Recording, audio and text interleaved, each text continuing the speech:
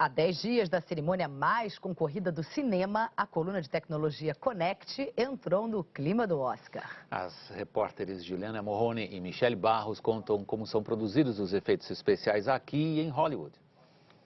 A Connect desembarcou nos Estados Unidos para desvendar uma das maravilhas da sétima arte.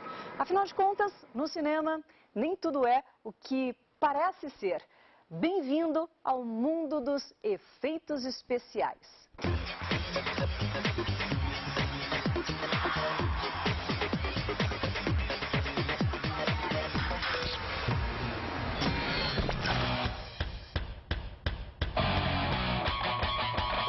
Dá um trabalhão danado. E quando o diretor do filme reclama, tem que começar tudo de novo. Tem que resolver, não tem essa de chororô não. O colchão no cantinho da produtora é um alerta. Efeito visual não sai num passe de mágica. A gente passa mais tempo aqui dentro do que na nossa própria casa, com a nossa própria família.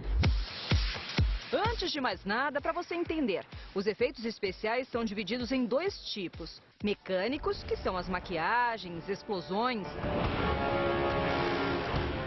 Ou visuais, em que a imagem é manipulada, como nesta cena de Lope, que ainda não chegou aos cinemas. Reparou? A paisagem é diferente. E as caravelas não estavam lá. Diferente de você estar no set, que você abre a câmera e reposiciona, bota a caravela para cá e você teria que fazer a mesma coisa, você tem uma facilidade no computador. Mas, em compensação, o diretor tem muito mais facilidade para poder escolher as coisas. O cinema nacional não para de crescer e, cada vez mais, os filmes usam efeitos de pós-produção. Em Chico Xavier, o computador ajudou a rejuvenescer o ator Ângelo Antônio, a passar a impressão de que ele sofria de catarata e a recriar uma cidade mudada pelo tempo. Essa cena, por exemplo, ele era garoto, então não tinha tantas, vamos dizer, tantas casas, as cidades não eram tão populosas. Então aqui no caso você vê, ó, a gente adaptou exatamente. Aí, ó, aqui colocou algumas poucas casas, a igreja como era antigamente e mais vegetação. São várias etapas até conseguir um resultado assim. De modo geral, tem a concepção, a modelagem, a texturização, a animação e a composição, que é a montagem final da cena. Aqui nesta sala estão sendo criados os efeitos para o filme O Homem do Futuro, que ainda vai ser lançado.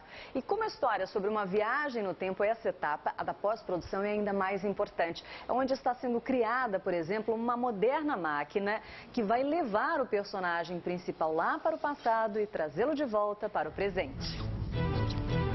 Trabalho para a turma do 3D. Mais um mês e meio. Para terminar a máquina. É. E colocar ela em todas as cenas. Isso, vai ficar perfeito. Tudo bem, tem vezes que você nota o efeito, mas, mesmo assim, acha sensacional. Isso é muito comum em filmes de Hollywood, como conta a repórter Juliana Morrone.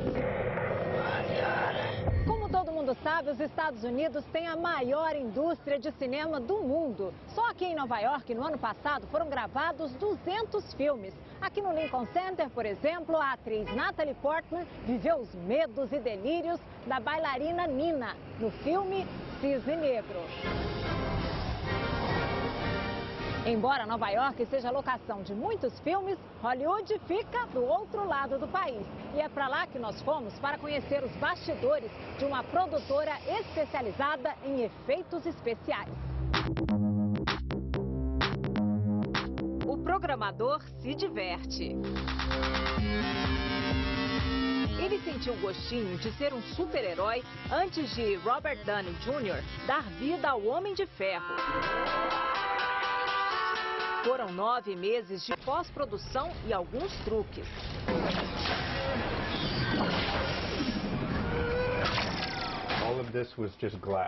Tudo isso era vidro, um vidro com umas marquinhas para facilitar o trabalho na pós-produção. Fizemos até detalhes pequenos, como o reflexo das luzes. Até coisas assim a gente teve que colocar na cena.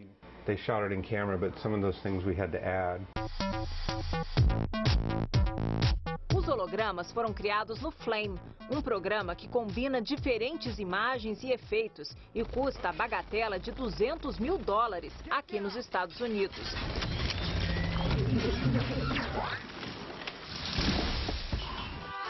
Dessa cena, você se lembra? Não. Aquelas cenas acabaram sendo cortadas porque eles tiveram que encurtar 1 hora do filme. Essa cena foi feita para o trailer, mas saiu. E o pior é que ela demorou 1 mês e meio para ficar pronta.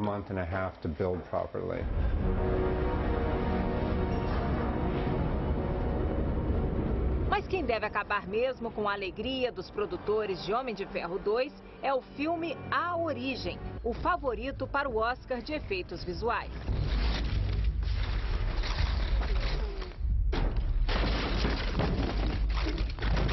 Os efeitos especiais têm ficado mais e mais sofisticados no cinema. Uns levam o público para outra dimensão. Outros sutis dão carga dramática ao personagem. E o ator pode ficar muito mais bonito com uma cirurgia plástica virtual ou aterrorizante. A produtora recebeu a missão de transformar Anthony Hopkins em um demônio para o filme O Ritual.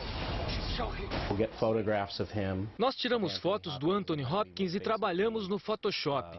Fizemos diferentes opções e o diretor decidiu como ele queria que o Anthony parecesse.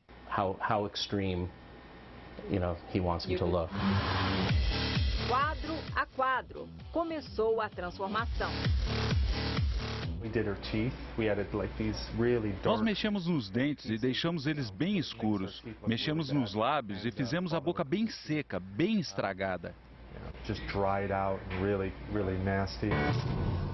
Anthony Hopkins gravou a maioria das cenas quase sem maquiagem. E o resultado foi horripilante, até para o criador. Se eu tive pesadelos, claro, especialmente com essa cena, é assustadora.